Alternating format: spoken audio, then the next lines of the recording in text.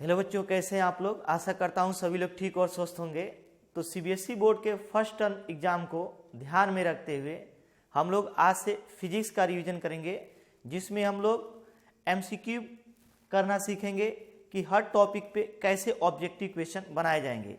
यदि आप लोग कॉन्सेप्ट का रिवीजन करना चाहते हैं तो उसके लिए पहले से ही मैंने वीडियो बना रखा, जिसमें बहुत ही कम समय में सभी कॉन्सेप्ट का रिवीजन किया गया है। तो आप लोग जा करके उस वीडियो को भी देख सकते हैं। लेकिन हम लोग आज क्या सीखेंगे कि किसी टॉपिक पर ऑब्जेक्टिव क्वेश्चन क्या क्या पूछा जा सकता है। तो सबसे पहले इसमें हम लोग चार्ज के बारे में देखते हैं कि चार्ज पे कैसे कैसे ऑब्जेक्टिव बनाए जा सकते हैं। तो चार्ज क्या होता है, पहला ऑब्जेक्टिव ये बनाया जा सकता है कि इस पूरे यूनिवर्स में नेट चार्ज कांस्टेंट होता है कि नहीं। नेट चार्ज कांस्टेंट होगा। क्या होगा बच्चों? कांस्टेंट होगा। नेट चार्ज क्या होता है? कांस्टेंट। कह दिया जाए क्या पॉजिटिव चार्ज भी कांस्टेंट होगा होल यूनिवर्स में? पॉजिटिव चार्ज ये वेरी कर सकता है, ये नॉट कांस्टेंट होगा, नॉट कांस्टेंट। इस पूरे यूनिवर्स में टोटल पॉजिटिव चार्ज कांस्टेंट नहीं होता है। टोटल निगेटिव चार्ज बच्चों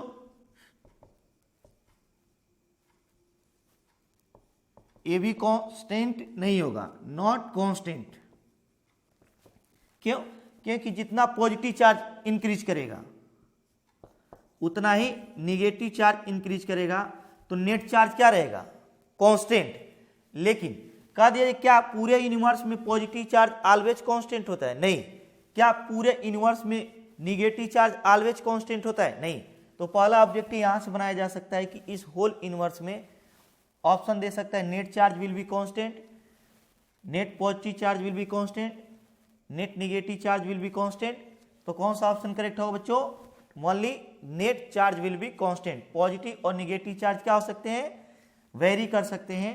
दोनों इंक्रीज भी कर सकता है और दोनों डिक्रीज भी कर सकता है। क्या कर सकता है बच्चों? डिक्रीज भी कर सकता है। सेकेंड जो ऑब्जेक्टिव बना सकता है कि किसी भी इलेक्ट्रिकल इवेंट में पॉजिटिव चार्ज ट्रांसफर होता है कि निगेटिव चार्ज। किसी भी इलेक्ट्रिक इवेंट में ओनली इलेक्ट्रॉन ट्रांसफर होता है। फॉर एग्जांपल एज्यूम कर लिया जाए कंडक्टिंग स्फीयर है। क्या है बच्चों? कंडक्टिंग स्फीयर है, ये पॉजिटिवली चार्ज है। कैसा है बच्चों? पॉजिटिवली चार्ज है और इसकी अर्थिंग कर दी जाती है। अर्थिंग करने का मतलब अर्थ से एड कर दिया जा रहा है कंडक्टिंग वायर द्वारा। एक कंडक्टिंग चार्ज स्फीयर है और एक कंडक्टिंग वायर है, और इसे अर्थ से क्या किया गया बच्चों? कनेक्ट कर दिया गया। क्या किया गया? अर्थ से कनेक्ट कर दिया गया। तो कह दिया जाए कि अर्थ का पोटेंशियल जीरो एज्यूम किया गया, जीरो होता है, तो इसका भी पोटेंशियल क्या हो जाना चाहिए? जीरो। क्योंकि दो ऑब्जेक्ट को कनेक्ट कर देने पर चार्ज एक कंडक्टर से दूसरे कंडक्टर तक तब तक ट्रांसफर होगा जब तक दोनों का पोटेंशियल सेम न हो जाए। अगेन मैं रिपीट कर रहा हूं, अगर दो कंडक्टर हो, इसमें भी एक ऑब्जेक्टिव बनाया जा सकता है कि ये दोनों कंडक्टर होने चाहिए, नॉन कंडक्टर नहीं बच्चों। क्या होना चाहिए? कंडक्टर। ए भी कंडक्टर, ए भी कंडक्टर। एक एज्यूम कर लिया जाए पॉजिटिवली चार्ज है और एक न्यूट्रल है, इस पे चार्ज नहीं है, या दोनों चार्ज हो सकते हैं। तो दोनों को जब एक दूसरे के कांटेक्ट में लाया जाएगा तो चार्ज एक कंडक्टर से दूसरे कंडक्टर तक कब तक ट्रांसफर होता रहेगा। ऑब्जेक्टिव बना सकता है दोनों पर चार्ज सेम ना हो जाए, चार्ज क्या बच्चों? सेम ना हो जाए। दूसरा पोटेंशियल सेम ना हो जाए।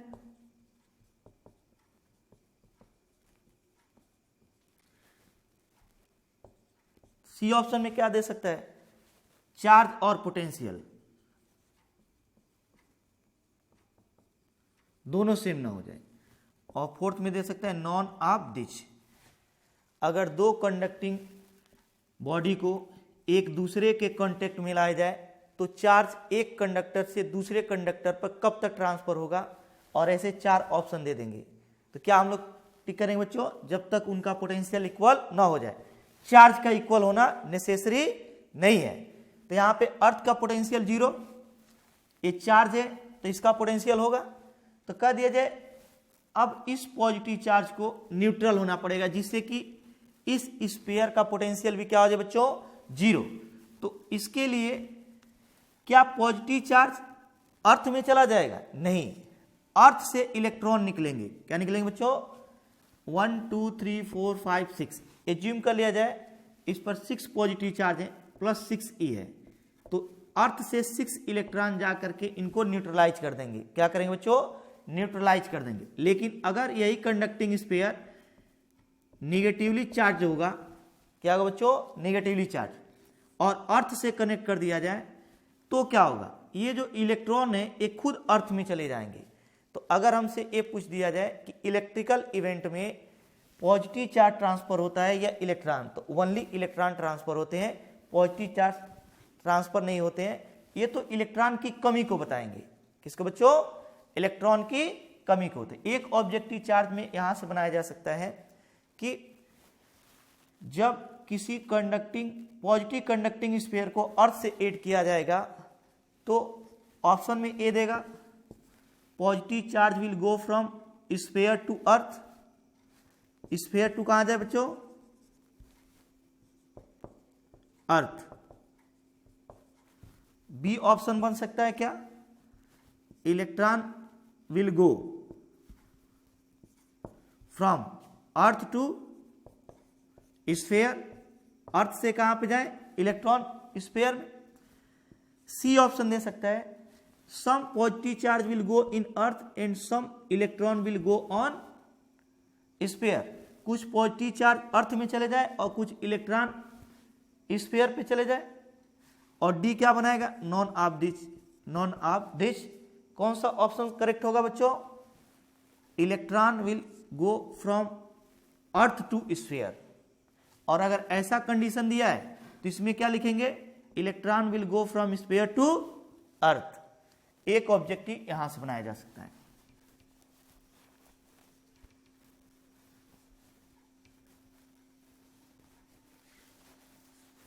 अब यहां पे एक ऑब्जेक्टिव ए बना सकता है, ये पॉजिटिव चार्ज होता है, ये निगेटिव चार्ज होता है। तो ऑप्शन में दे सकता है electric field lines emerge from positive charge and absorb at negative charge. ये करेक्ट होगा। पॉजिटिव चार्ज से निकलती हैं और निगेटिव चार्ज पे एब्जॉर्ब होती हैं। तो ऑप्शन में देगा मल्टीपल चॉइस में, electric field line will emerge from positive charge and absorb at negative charge. ये करेक्ट होगा। बी ऑप्शन ऐसे दे सकता है, electric field emerge from negative charge and absorb at positive charge. ये इनकरेक्ट होगा। क्या होगा बच्चों? इनकरेक्ट होगा। सी ऑप्शन में क्या दे सकता है, दो चार्ज के बीच फोर्स तभी लगता है जब एक चार्ज से निकलने वाली इलेक्ट्रिक फील्ड लाइन दूसरे चार्ज तक पहुंचे। क्या बच्चों? यहां पे जो इलेक्ट्रिक फील्ड लाइन से निकल रही है पॉजिटिव चार्ज से, वो निगेटिव चार्ज तक जब पहुंचेंगी तभी इनके बीच इलेक्ट्रिक फोर्स लगेगा, अदरवाइज नहीं लगेगा। इसका मतलब दो चार्जेस के बीच इलेक्ट्रिक फोर्स के लिए कौन रिस्पॉन्सिबल है बच्चों? Electric field lines. तो ये भी करेक्ट हो जाएगा। और डी देगा नॉन ऑफ दिस, या कुछ और इसमें ऐड कर सकता है। अगर मल्टीपल चॉइस है तो ऐसे भी ऐड कर सकता है कि जो चार्ज होता है वह ई का इंटीजर मल्टीपल होता है, हैंस क्वांटाइज होता है। ये भी करेक्ट है। चार्ज क्या होता है बच्चों? क्वांटाइज होता है। तो हम लोग अगर चार्ज की प्रॉपर्टी जानते रहेंगे तो कोई भी उस पर ऑब्जेक्टिव आएगा करेक्टली सॉल्व कर लेंगे। नेक्स्ट हम लोग देखते हैं कूलॉम्स लॉ। क्या बच्चों? Coulomb's law. कूलॉम्स लॉ पे कौन कौन से क्वेश्चन ऑब्जेक्टिव आ सकते हैं? तो हम लोग जानते हैं यहाँ पे कि अगर यहाँ पे इसके पहले कुछ है, चार्जिंग पर आ सकता है। Method of charging, method of charging of object.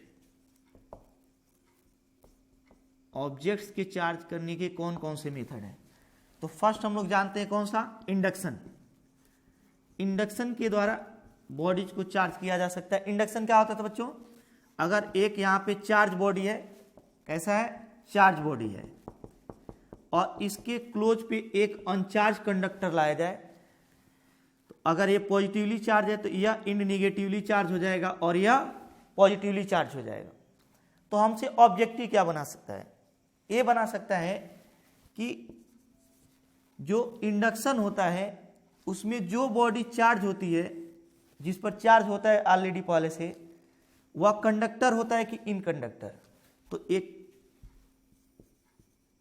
Charge body में बी कंडक्टर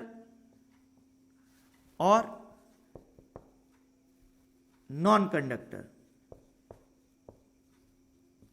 क्या हो सकती है बच्चों, एक कंडक्टर भी हो सकता है, नॉन कंडक्टर।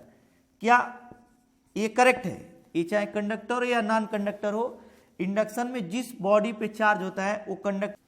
क्या हम लोग इस बॉडी के लिए भी ये पॉइंट लिख सकते हैं कि जिस पर इंड्यूस चार्ज प्रोड्यूस होगा वो कंडक्टर भी हो सकता है और नॉन कंडक्टर? नहीं, ये क्या होना चाहिए बच्चों, ओनली कंडक्टर होना चाहिए। अगर ये नॉन कंडक्टर हो जाए तो इस पर इंड्यूस चार्ज प्रोड्यूस नहीं होगा। तो इंडक्शन में एक क्वेश्चन कर सकता है कि यह जो बॉडी होगा कंडक्टर हो सकता है, नॉन कंडक्टर हो सकता है। बी ऑप्शन में देगा ये भी ओनली कंडक्टर होगा। सी ऑप्शन में देगा कि ये बॉडी कंडक्टर और नॉन कंडक्टर हो सकती है। नहीं, केवल क्या होनी चाहिए, कंडक्टर होनी चाहिए। क्या होनी चाहिए बच्चों, कंडक्टर। एक ऑब्जेक्टिव यहां से बनाया जा सकता है, एक ऑब्जेक्टिव यहां से बनाया जा सकता है। क्या बच्चों, कि इस पर जो इंड्यूस चार्ज प्रोड्यूस होगा, कौन सा चार्ज बच्चों, इंड्यूस चार्ज, वो ऑलवेज चार्ज बॉडी के इक्वल होगा मैग्नीट्यूड में। हेंस अगर इस पर +10 कूलम है तो इस पर कितना प्रोड्यूस होगा बच्चों, -10 कूलम। क्या इंड्यूस चार्ज की वैल्यू ऑलवेज जो बॉडी चार्ज है उसके इक्वल होगा? नहीं, इस पर जो इंड्यूस चार्ज की वैल्यू Q डैश गिवन होती है और यहाँ पे जो गिवन चार्ज है Q, यहाँ पे जो इंड्यूस चार्ज Q डैश है, Q dash equal to Q 1 - 1/K, where K is dielectric constant of substance. जिस सब्सटेंस पे चार्ज प्रोड्यूस हो रहा है उसका डाई इलेक्ट्रिक कॉन्स्टेंट है, और इसकी वैल्यू K इक्वल टू क्या होती है बच्चों, 1 होती है फ्री स्पेस के लिए और परफेक्टली नॉन कंडक्टर के लिए। किसके लिए बच्चों, परफेक्टली नॉन कंडक्टर के लिए। तो अगर K की वैल्यू अगर यहाँ पे 1 सब्स्टिट्यूट कर दिया जाए तो Q डैश इक्वल टू क्या हो जाएगा, 0। इसका मतलब अगर ये परफेक्टली नॉन कंडक्टर है तो इस पर कोई भी चार्ज इंड्यूस नहीं होगा। और परफेक्टली कंडक्टर के लिए K की वैल्यू क्या होती है बच्चों, इनफाइनाइट होती है। तो अगर परफेक्टली कंडक्टर ले लिया जाए तो यहां पे इनफाइनाइट वैल्यू रखेंगे तो Q1 - 0 इक्वल्स टू क्या आ जाएगा बच्चों, Q के इक्वल हो जाए Q डैश। इसका मतलब इंड्यूस चार्ज गिवन चार्ज के इक्वल तभी होगा जब ये परफेक्टली कंडक्टर हो, और अदर ऑब्जेक्ट के लिए K की वैल्यू जो होगी वह 1 से अधिक होगी, लेकिन इनफाइनाइट से क्या होगी बच्चों, कम होगी। क्या होगी, कम। तो एक ऑब्जेक्ट ये बनाया जा सकता है, ऑप्शन में ए में क्या दे सकता है, induce charge will be always equal to given charge, ये इनकरेक्ट होगा। बी ऑप्शन में क्या बना सकता है बच्चों, induce charge may be equal to और लेस देन गिवन चार्ज, ये करेक्ट होगा। लेकिन अगर ऐसे दे दे कि induce charge may be greater than given charge, तो ये क्या होगा, इनकरेक्ट होगा।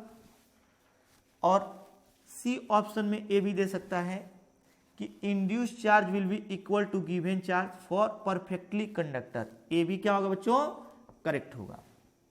नेक्स्ट हम लोग को एक ऑब्जेक्टिव और बना सकता है। क्या बच्चों, ए ऑप्शन में दे दें कि जो इलेक्ट्रोस्टैटिक फोर्स लगेगा वो केवल 2 चार्ज बॉडी के बीच ही लगेगा। ये करेक्ट नहीं होगा। क्यों, क्योंकि हो सकता है कि एक चार्ज बॉडी हम लोग ले लें। कैसा बच्चों, चार्ज बॉडी, और एक कौन सी बॉडी ले लें, अनचार्ज बॉडी। तो अगर एक अनचार्ज बॉडी लेंगे और इसके क्लोज लाएंगे, ये अनचार्ज कंडक्टर होना चाहिए। अगर इसके क्लोज लेकर आते हैं यहां तक तो यहां पे इंड्यूस चार्ज निगेटिवली प्रोड्यूस हो जाएगा और यह पॉजिटिवली चार्ज हो जाएगा। तो इन दोनों के बीच इलेक्ट्रिक फोर्स लगने लगा। यहां पे चार्ज तो एक ही बॉडी पे है, दूसरे बॉडी पे नेट चार्ज क्या था, यहां पे 0।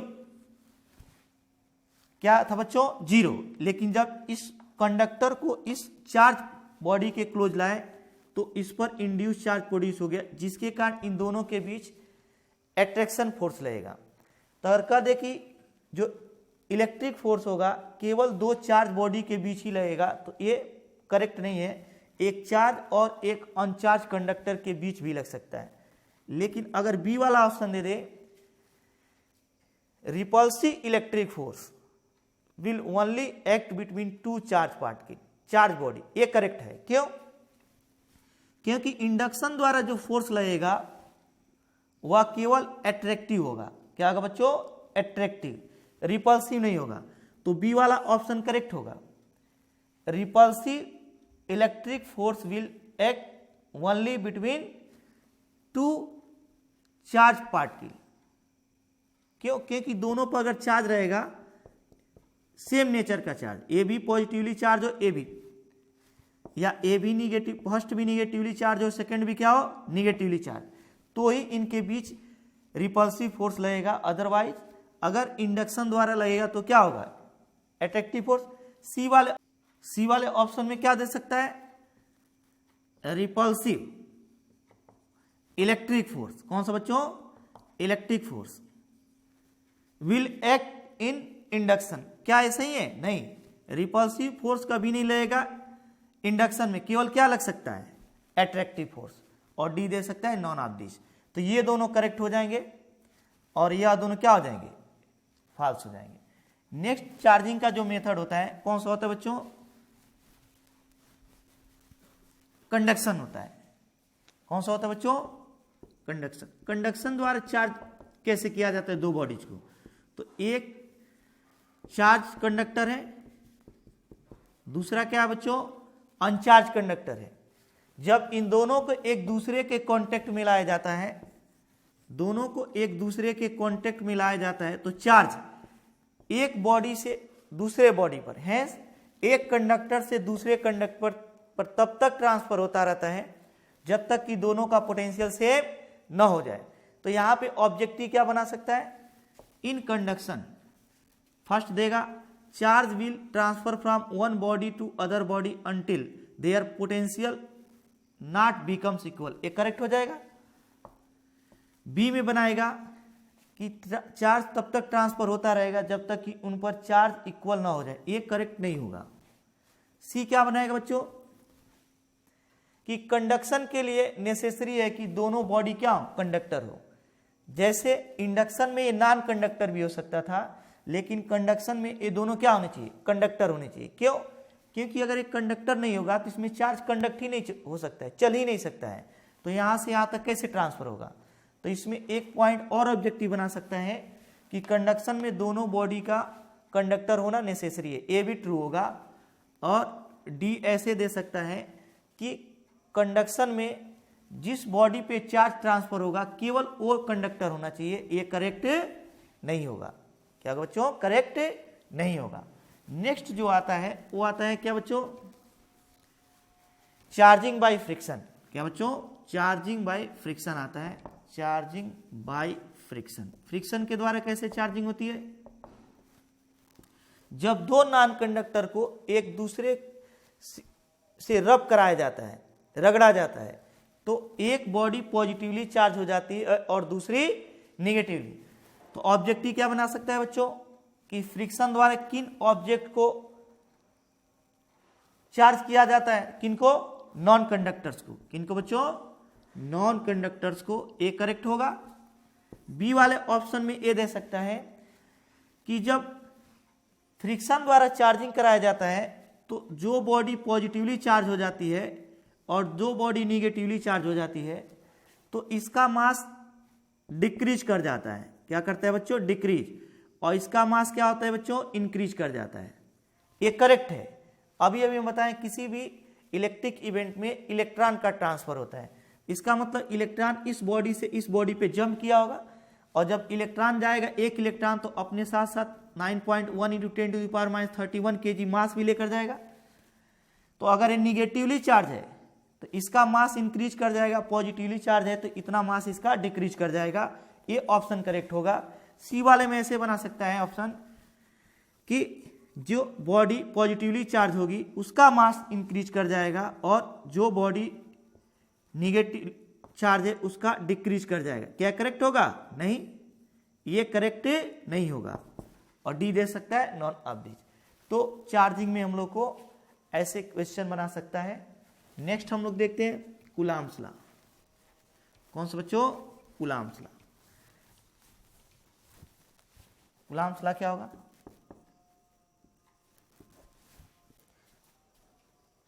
कूलाम्स लॉ क्या कहता है?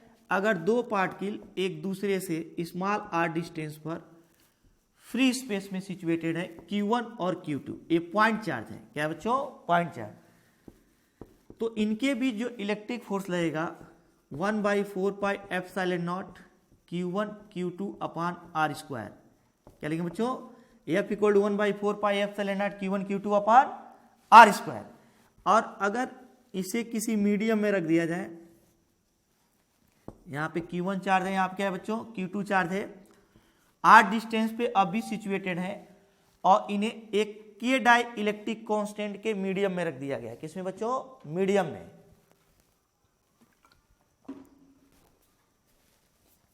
के डाई इलेक्ट्रिक कांस्टेंट क्या है बच्चों? Dielectric constant. तो अगर इन्हें के डाई इलेक्ट्रिक कांस्टेंट के मीडियम में रख दिया जाए तो इन दोनों के बीच इलेक्ट्रिक फोर्स कितना लगेगा बच्चों? F नॉट और ए 1/4 पाई एप्सिलॉन नॉट इंटू के Q1 Q2 upon R square. और इसको ऐसे भी लिख सकते हैं, केवल इसे 1/4 पाई एप्सिलॉन लिख सकते हैं, Q1 Q2 upon R square लिख सकते हैं। क्या लिख सकते हैं बच्चों? Q1 Q2 upon R square. तो यहाँ पे 1/4 पाई एप्सिलॉन नॉट के और यहाँ पे केवल 1/4 पाई एप्सिलॉन। ये फ्री स्पेस के लिए ये कांस्टेंट यूज करेंगे और मीडियम के लिए एप्सिलॉन के साथ साथ के आ जाएगा, या अगर एप्सिलॉन नॉट नहीं लिखना चाहते हैं तो ओनली एप्सिलॉन लिखेंगे। या electric permittivity of free space है, इलेक्ट्रिक परमिटिविटी ऑफ मीडियम है। क्या है बच्चों? मीडियम। तो अगर हम लोग इस इक्वेशन को लिखना चाहें, इसको फ्री स्पेस बनाना चाहें तो कैसे बना सकते हैं? तो F इक्वल टू बना सकते हैं हम लोग 1/4 पाई एप्सिलॉन नॉट। के को हम लोग इसके साथ ले लेते हैं, Q1 Q2 upon K into R square. और F equal to 1/4 pi epsilon naught Q1 Q2 upon इसे लिख सकते हैं under root K into R का होल स्क्वायर। क्या लिखेंगे बच्चों? Under root K into R का होल स्क्वायर। अब स्क्वायर करेंगे तो एक के हो जाएगा, एक आर स्क्वायर हो जाएगा। अब 1/4 पाई एप्सिलॉन नॉट क्या हम लोग को बताएगा? 1/4 पाई एप्सिलॉन नॉट ये बता देगा कि ये फ्री स्पेस हो गया है। क्या बच्चों? Free space. ये कांस्टेंट केवल रहेगा। तो इसका मतलब ये हुआ ये है मीडियम। क्या है बच्चों? मीडियम। और ये क्या है? फ्री स्पेस है। क्या है? Free space. तो यहां से अगर कह दिया जाए कि मीडियम का आर डिस्टेंस फ्री स्पेस के under root K into are distance के इक्विवेलेंट है। अगेन मैं रिपीट कर रहा हूं बच्चों, मीडियम का आर डिस्टेंस फ्री स्पेस के under root K into are square के इक्विवेलेंट है। तो इस पर ऑब्जेक्टिव बनाया जा सकता है कूलॉम्स लॉ पे। कैसा इसको देखते हैं जरा। तो इस पे फर्स्ट ऑब्जेक्टिव ये बनाया जा सकता है कि अगर हम लोग दो चार्ज यहां पे Q1 और Q2 ले लें। क्या ले लें बच्चों?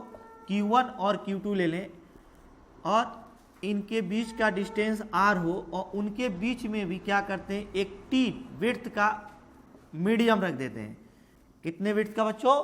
T विड्थ का, जिसका डाई इलेक्ट्रिक कांस्टेंट K हो। क्या हो बच्चों? K हो। तो कहेगा कि इन दोनों चार्जेस के बीच जो इलेक्ट्रिक फोर्स लगेगा 1/4 pi epsilon naught Q1 Q2 upon R square लगेगा। क्या लगेगा बच्चों? 1/4 pi epsilon naught Q1 Q2 upon R square. ये करेक्ट होगा? नहीं। क्यों नहीं करेक्ट होगा? क्योंकि यहां से लेकर यहां तक फ्री स्पेस नहीं, बीच में मीडियम भी रख दिया गया है।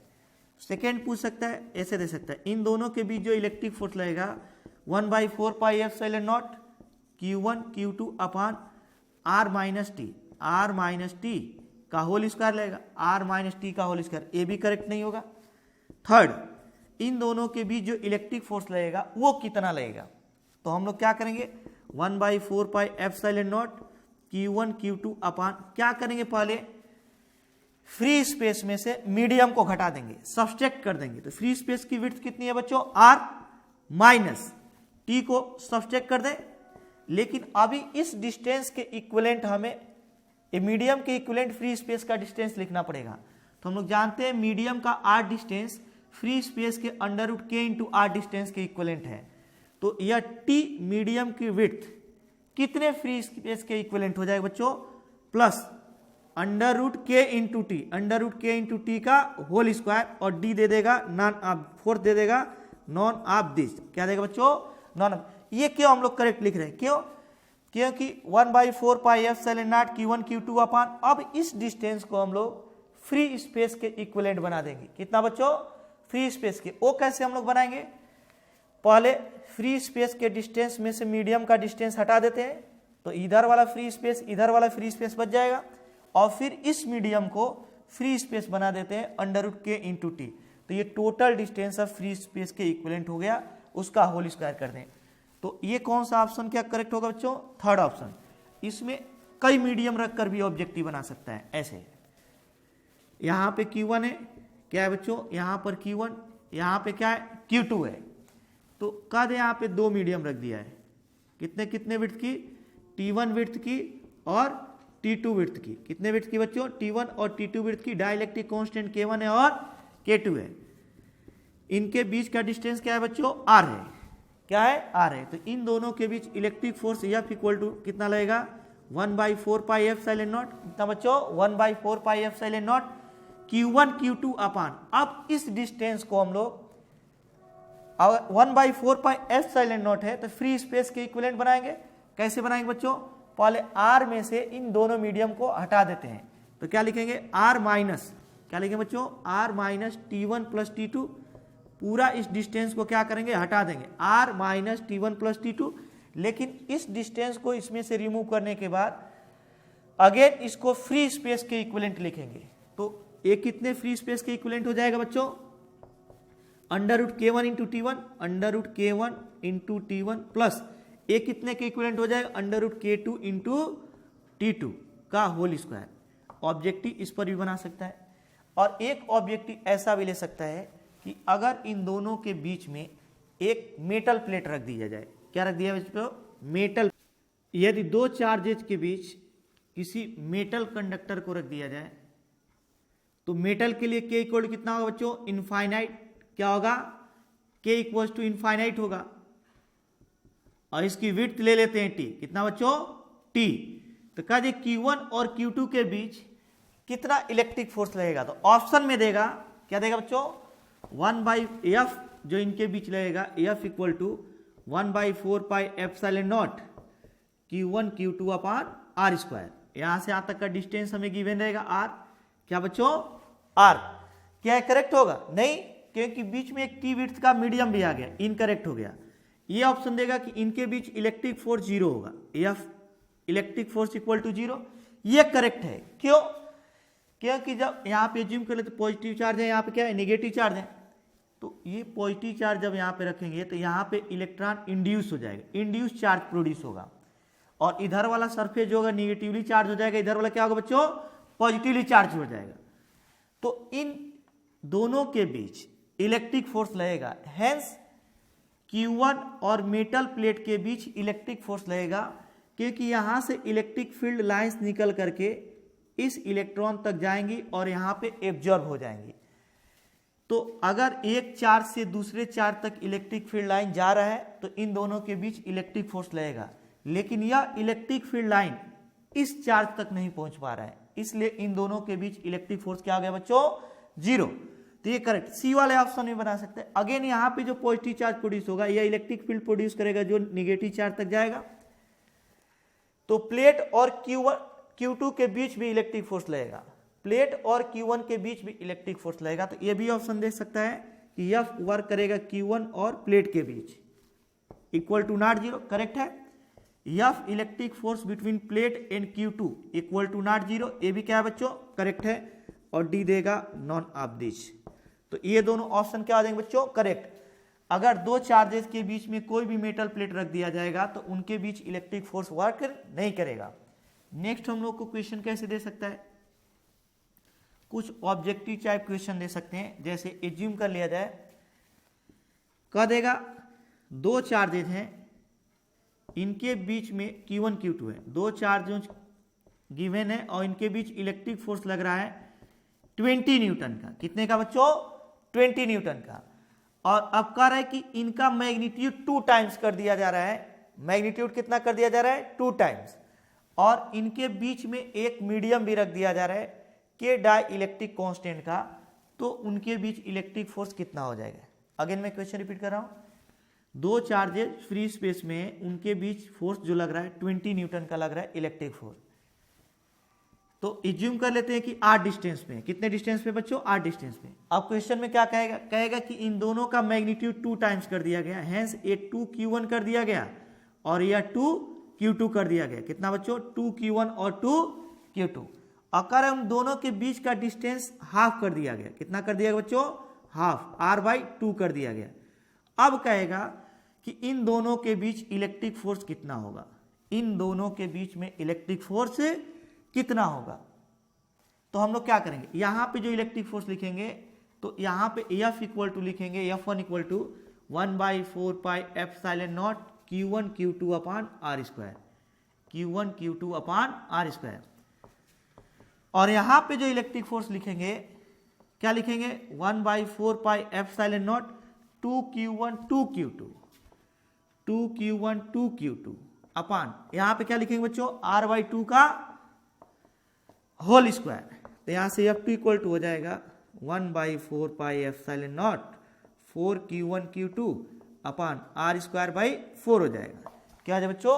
r स्क्वायर बाई 4, 4 ऊपर चला जाएगा तो F2 इक्वल टू हो जाएगा 1/4 pi epsilon 16, 4 4 10 16 Q1 Q2 upon r square. तो यहां से F2 इक्वल टू क्या लिख सकते हैं बच्चों? 16 कॉमन कर लेते हैं, बाहर कर देते हैं, तो ये बच जाएगा 1/4 पाई एप्सिलॉन 16 तो बाहर हो गया, Q1 Q2 upon r square. क्या है बच्चों? Q1 Q2 upon r square. तो 16 इंटू इसकी वैल्यू कितनी है? इसकी वैल्यू हमें यहाँ पे ऑब्टेंड है कितना बच्चों? 20 न्यूटन। कितना? 20 न्यूटन F1 की वैल्यू थी। तो यहाँ पे हम लोग 20 सब्स्टिट्यूट कर देंगे, 320 न्यूटन हो जाएगा। कितना हो जाएगा बच्चों? तो अगर इन दोनों के बीच 20 न्यूटन, तो इन दोनों के बीच कितना हो जाएगा? 320। अगर यहाँ पे मीडियम भी बढ़ा देता और कहा देता कि इन दोनों को एक मीडियम में ले जाकर रख रहे हैं जिसका dielectric constant K equal to 4 है, क्या है बच्चों? K इक्वल टू 4, तो फोर्स कितना हो जाता है? मैग्नीट्यूड 2 टाइम्स हो गया, डिस्टेंस हाफ हो गया, K की वैल्यू कितनी हो गई? 4। तो यहाँ पे 4 भी एप्सिलॉन नॉट इंटू क्या लिखते हैं? K, और K की वैल्यू यहाँ क्या लिखते हैं? 4, 4 और 4 कैंसिल हो जाता, तो यहाँ पे क्या आता है बच्चों? 4, यहाँ पर क्या होता है? 4, और ये 4 इंटू क्या हो जाता है? 20 इक्वल टू 80 न्यूटन। कितना हो जाता है बच्चों? 80 न्यूटन। एक क्वेश्चन और देखते हैं हम लोग कैसा पूछा जा सकता है। यहां पर अगर ए स्फीयर A है, यह स्फीयर क्या है बच्चों? B है, यह स्फीयर क्या है? C है। इस पर Q चार्ज है, कितना है बच्चों? Q चार्ज, और इस पर 2Q चार्ज है, और सेम साइज के हैं, सेम मटेरियल के, सेम साइज के हैं। तीनों स्फीयर जो है सेम मटेरियल के बने हैं और सेम साइज के हैं। पहले क्या किया जाता है? A और B को एक दूसरे के कांटेक्ट में लाया जाता है, उसके बाद A और C को एक दूसरे के कांटेक्ट में, पहले A प्लस B एक दूसरे के कांटेक्ट में आते हैं, और सेकेंड में क्या किया जाता है? उसके बाद आफ्टर देन A और C एक दूसरे के कांटेक्ट में आते हैं, A प्लस C होता है। क्या है तो? A plus C। तो कह रहे find force between A and B after contact होने के बाद फोर्स क्या हो जाएगा? F। Initial force between A and B, F initial force. क्या बच्चों? Initial force between A and B is 50 Newton. कितना है बच्चों? मतलब इनके बीच में इनिशियल फोर्स 50 न्यूटन है और सबके बीच का डिस्टेंस r है, F। Distance if other quantity is not changed, if distance is not changed, if distance is not changed, distance भी चेंज नहीं हो रहा है, डिस्टेंस इज नॉट चेंज, मतलब दोनों के बीच का डिस्टेंस चेंज नहीं हो रहा है। क्वेश्चन क्या है, या ए और या बी दो स्फीयर हैं, इन पर चार्ज Q और 2Q है, तो इनके बीच electric force F equals to क्या लिखेंगे 1/4 pi epsilon naught Q1 Q2, मतलब Q इंटू 2Q अपान इन दोनों के बीच का डिस्टेंस इनिशियली एज्यूम कर लेते हैं कि R है। क्या है बच्चों, R है। तो अगर इन दोनों के बीच का डिस्टेंस R है तो हम लोग क्या लिखेंगे R स्क्वायर, और इसी को हम लोग गिवन है 50 न्यूटन। कितना बच्चों 50। इसको हम लोग ऐसे भी लिख सकते हैं 1/4 पाई, इस 2 से इसको चाहे तो हम लोग डिवाइड कर लें। क्या करें बच्चों 2 से डिवाइड कर लेते हैं तो 25 इक्वल्स टू हो जाएगा 1/4 pi epsilon naught Q square upon R square. क्या हो जाएगा बच्चों Q square upon R square हो जाएगा। अब हम लोग क्या करते हैं, ये तो तब था जब ये दोनों एक दूसरे के ऐसे बस रखे थे। अब इसके बाद पहले इन दोनों के एक दूसरे के कांटेक्ट में लाया गया। क्या किया गया बच्चों, एक दूसरे के कांटेक्ट में। तो जो गिवन इंफॉर्मेशन है इससे हम लोग एक वैल्यू ऑब्टेन किए 1/4 pi epsilon naught Q square upon R square equal to 25। ये यूज करेंगे हम लोग बाद में। अब क्या है, A और B को एक दूसरे के कांटेक्ट में लाते हैं। इस पर 2Q चार्ज था, इस पे 0 था, चार्ज ही नहीं था। तीनों सेम साइड के कंडक्टर हैं, तो जब इनको एक दूसरे के कांटेक्ट में लाया जाएगा when A and C, A and B will comes in contact, तो क्या होगा बच्चे, अगर इन दोनों को कांटेक्ट में लाया जाए तो चार्ज ऑन इच, प्रत्येक पर चार्ज क्या हो जाएगा Q1 इक्वल टू इन दोनों को ऐड कर देते हैं Q प्लस 2Q अपान 2, हाफ हाफ हो जाएगा चार्ज। ये तभी पॉसिबल है जब इन दोनों का साइज इक्वल हो। अगर साइज इक्वल नहीं होता तो चार्ज एक से दूसरे पर तब तक ट्रांसफर होता है जब तक कि पोटेंशियल इक्वल न हो जाता। लेकिन अगर साइज भी सेम हो जाए तो दोनों पर चार्ज इक्वली डिस्ट्रीब्यूट हो जाएगा। तो यहाँ पे क्या हो जाएगा बच्चों 3Q/2। अब इस पर भी चार्ज 3Q/2 और 3Q/2 दोनों पर आ गया। इसके बाद क्या किया गया, अब कंडीशन क्या है बच्चों, A है 3Q/2 और B पर भी कितना आ गया 3Q/2, लेकिन अभी भी C पर क्या है 0। अब कह रहे A और C को एक दूसरे के कांटेक्ट में लाएगा, तो A और C को जब कांटेक्ट में लाएगा तो चार्ज ऑन इस क्या है बच्चों Q2 इक्वल टू इन दोनों का टोटल चार्ज 3Q/2 और प्लस इस पर क्या है बच्चों 0/2। अगेन दोनों पर इक्वल चार्ज आएगा क्योंकि दोनों का साइज इक्वल है। तो ये क्या हो जाएगा 3Q बाई क्या हो जाएगा बच्चों 4, ये 3Q/2 और 2 3Q/4 हो जाएगा। अब कह रहा है कि चार्ज का जो डिस्ट्रीब्यूशन होगा 3Q/2 इस पर भी हो जाएगा, 3Q/2 इस पर भी। क्या हो जाएगा बच्चों, तो इसके बाद जो कंडीशन होगा A या B और ये क्या है बच्चों C, तो इस पर 3Q/4 हो जाएगा, इस पर तो 3Q/2 ही रहेगा, लेकिन इस पर भी अब चार्ज आ जाएगा 3Q/4। अगर इन दोनों को अब अगेन R ही डिस्टेंस पे रखा जा रहा है, कितने डिस्टेंस पे बच्चों R डिस्टेंस पे, तो इन दोनों के बीच इलेक्ट्रिक फोर्स कितना हो जाएगा, इलेक्ट्रिक फोर्स कितना होगा बच्चों। तो अब ऑब्जेक्टिव बनाएगा तो हो सकता है इन दोनों के बीच फोर्स पूछ ले, अगेन इन दोनों के बीच भी फोर्स पूछ ले, तो हम लोग कैसे कैलकुलेट करेंगे इसको। अगर यहाँ पे हम लोग FAB अगेन FAB कैलकुलेट करें तो 1/4 pi epsilon naught Q1 Q2, Q1 कितना बच्चों 3Q/4, Q2 कितना है 3Q/2 अपान R स्क्वायर लिखेंगे। क्या लिखेंगे बच्चों R स्क्वायर। यहाँ से 3 3 द 9 बाहर हो जाएगा और 4 2 द 8 बाहर करने तो क्या बचेगा बच्चों, यहाँ से 1/4 पाई एप्सिलॉन नॉट बच जाएगा, Q और Q स्क्वायर बच जाएगा अपान R स्क्वायर। और पहले ही हम लोग 1/4 pi epsilon naught Q square upon R square की वैल्यू फाइंड कर चुके हैं। तो ये क्या हो जाएगा 9/8 और इसकी वैल्यू हम लोग क्या सब्स्टिट्यूट करेंगे 25। तो इतना न्यूटन का बल लगेगा जब ये चार्ज डिस्ट्रीब्यूट हो जाएगा। अगर हमें B और C के बीच भी इक्वल डिस्टेंस पे रखकर पूछ लेता फोर्स तो क्या करते, B और C के बीच जो फोर्स होता, क्योंकि अगर ऑब्जेक्टिव बनाएगा तो हो सकता है दोनों के बीच पूछ ले या इसके बीच भी पूछ ले, तो कैसे हम लोग फाइंड करेंगे। सिंपली ऐसे ही फाइंड कर लेंगे, एफ बी सी भी यही होगा ऐसे 1/4πε0 3q/2 इंटू 3q/4 और यहाँ पे क्या हो जाएगा बच्चों, अब हो जाएगा r²। तो इस पर भी सेम फोर्स, जो फोर्स इन दोनों के बीच लगेगा वही फोर्स इन दोनों के बीच भी लगेगा। क्यों? क्योंकि इस पर चार्ज इस चार्ज के इक्वल है और ये डिस्टेंस इक्वल है, ये चार्ज तो कॉमन हो गया। तो ऐसा भी क्वेश्चन दे सकता है कि जब ये टोटल कांटेक्ट हो जा रहा है, चार्ज का डिस्ट्रीब्यूशन हो जा रहा है, तो ए और बी के बीच जितना फोर्स लगेगा उतना ही बी और सी के बीच। सेकेंड ऑब्जेक्टिव ऑप्शन में दे सकता है ए और बी के बीच फोर्स अधिक होगा, बी और सी के बीच कम होगा। थर्ड में दे सकता है कि बी और सी के बीच अधिक होगा, ए और बी के बीच कम होगा। और डी में दे सकता है नॉन ऑफ दिस। तो ऐसे क्वेश्चन को इस तरह सॉल्व करेंगे। एक कूलाम्स लॉ पे और ऑब्जेक्टिव बनाया जा सकता है कि जो कूलाम्स लॉ होता है फर्स्ट पॉइंट में, वो किसके लिए अप्लाई होगा।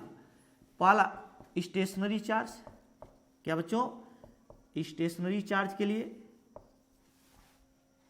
स्टेशनरी पॉइंट चार्ज, कौन सा बच्चों, पॉइंट चार्ज, ये करेक्ट है। लेकिन कहा दे मूविंग पॉइंट चार्ज, ये करेक्ट नहीं है। मूविंग चार्ज के लिए कूलाम्स लॉ अप्लाई नहीं होगा, मूविंग चार्ज के लिए अप्लाई नहीं होगा।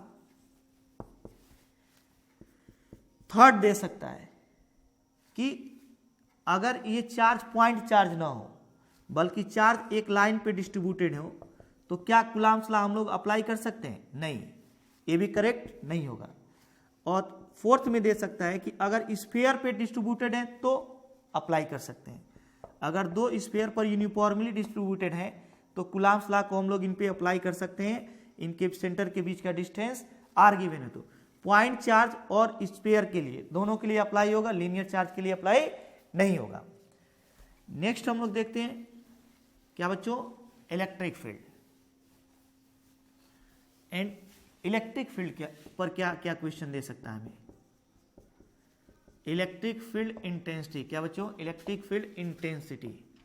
इंटेंसिटी क्या लिखेंगे हम लोग, यहाँ पे एज्यूम कर लिया जाए यहाँ से कि अगर यहाँ पे पॉइंट चार्ज क्यू है तो पॉइंट चार्ज क्यू के कारण स्मॉल r डिस्टेंस पर अगर हम लोग पोटेंशियल यहाँ पे भी फाइंड करना चाहें, sorry, electric field intensity equal to 1/4πε0 Q/r² होता है बच्चों। क्या होता है, Q/r²। ये किसकी वजह से, पॉइंट चार्ज के कारण स्मॉल r डिस्टेंस पर इलेक्ट्रिक फील्ड इतना होता है। तो इससे रिलेटेड क्वेश्चंस क्या क्या बनाए जा सकते हैं। पहला ये बनाया जा सकता है, और अगर electric field E equal to क्या होता है, F/Q, क्या होता है बच्चों, F/Q होता है। इक्वल टू पॉइंट चार्ज के कारण होता है 1/4πε0 Q/r² और इक्वल टू क्या होता है, F/Q। अगर हम इलेक्ट्रिक फील्ड E में किसी पॉजिटिव चार्ज Q को रखें तो इस पर फील्ड के डायरेक्शन में QE फोर्स लगेगा और नेगेटिव चार्ज पर फील्ड के ऑपोजिट डायरेक्शन में QE लगेगा। अगेन मैं रिपीट कर रहा हूं, अगर इलेक्ट्रिक फील्ड E में किसी Q चार्ज को रखा जाए तो उस पर फोर्स QE लगेगा, पॉजिटिव पर भी सेम लगेगा, नेगेटिव पर भी, बस डायरेक्शन डिफरेंट डिफरेंट होगा। क्यों? क्योंकि अगर इलेक्ट्रिक फील्ड ऐसे जा रहा है इस डायरेक्शन में, इसका मतलब इधर पॉजिटिव प्लेट होगा, इधर क्या होगा, निगेटिव प्लेट। पॉजिटिव प्लेट से निकलकर electric field lines negative plate की ओर जा रही है। तो अगर यहाँ पॉजिटिव चार्ज आएगा तो पॉजिटिव और पॉजिटिव के बीच रिपल्सन होगा और पॉजिटिव और निगेटिव के बीच अट्रैक्शन। तो पॉजिटिव चार्ज इधर चला जाएगा और निगेटिव और पॉजिटिव के बीच अट्रैक्शन होगा तो इधर आ जाएगा। तो हमें ये पॉइंट्स याद रखने पड़ेंगे इलेक्ट्रिक फील्ड इंटेंसिटी से रिलेटेड क्वेश्चंस को सॉल्व करने के लिए। क्या बच्चों, सॉल्व करने। तो एक पॉइंट इसमें पूछता है न्यूट्रल पॉइंट। न्यूट्रल पॉइंट का मतलब वह पॉइंट जहां पे इलेक्ट्रिक फील्ड जीरो हो जाए। क्या है बच्चों, जीरो हो जाए। तो ऑब्जेक्टिव में क्या पूछ सकता है, इसे एज्यूम कर लिया जाए यहाँ पे 9 कूलाम है और यहाँ पे 16 कूलाम है। क्या है बच्चों, 16 कूलाम, और इन दोनों के बीच का डिस्टेंस दे दे 12 मीटर और कह दे वह पॉइंट फाइंड करो जहां पर इलेक्ट्रिक फील्ड जीरो हो जाए या जहां पर तीसरे चार्ज को रखने पर उस पर कोई फोर्स ही ना लगे। क्यों फोर्स नहीं लगेगा, क्योंकि F इक्वल टू अभी हम लोग देखें QE होता है। F इक्वल टू क्या होता है बच्चों, Q इंटू E होता है। तो अगर यहाँ पे E इक्वल टू 0 हो जाए, क्या है बच्चों, E इक्वल टू 0, तो फोर्स भी क्या आ जाएगा, 0 हो जाएगा। अगर F इक्वल टू QE लिखें और यहाँ पर E 0 हो जाए तो फोर्स भी क्या हो जाए। तो दो प्रकार से पूछ सकता है, 9 कूलाम और 16 कूलाम के दो चार्जेस एक दूसरे से 12 मीटर के डिस्टेंस पे सिचुएटेड हैं, तो उनके बीच वह पॉइंट फाइंड करो जहां पे किसी थर्ड चार्ज को रखने पर इलेक्ट्रिक फोर्स जीरो हो जाए, या ऐसे पूछ सकता है कि न्यूट्रल पॉइंट बताओ।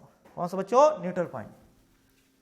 तो अगर ये दोनों पॉजिटिवली चार्ज हैं या दोनों निगेटिवली चार्ज हैं, तो जो न्यूट्रल पॉइंट मिलेगा इन दोनों के मिडिल में कहीं मिलेगा, बिटवीन द चार्ज, इस लाइन पे मिलेगा।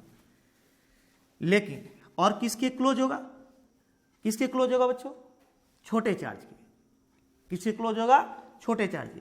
इसी क्वेश्चन में अगर हम लोग को ये पूछ लेता कि ये 9 कूलाम में पॉजिटिव है और ये क्या बच्चों -16 कूलाम निगेटिव है, अब कहता है न्यूट्रल पॉइंट को बताओ कहां पे मिलेगा, तब इन दोनों के बीच में न्यूट्रल पॉइंट ऑब्टेंड नहीं होगा, बल्कि इन दोनों पॉइंट के बाहर इसी लाइन को आगे बढ़ाने पर मिलेगा।